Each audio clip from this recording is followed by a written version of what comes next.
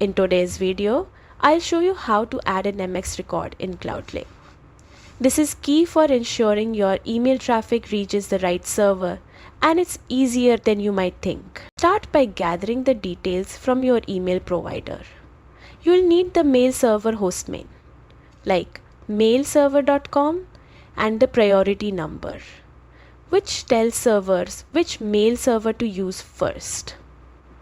Lower numbers mean higher priority. Next, log into your Cloudflare dashboard and select the domain you want to work on.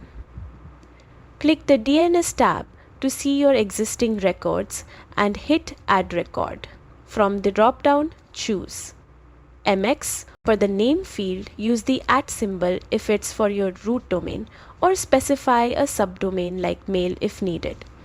In the mail server field, enter the exact hostname provided by your email provider. Set the priority to the value recommended. Leave TTL on auto and ensure the proxy status is DNS only. Email traffic cannot be proxied through Cloudflare. Finally, click Save. Your MX record is now live and your emails will be routed correctly. That's it. Following these steps ensures your email setup in Cloudflare is both correct and reliable.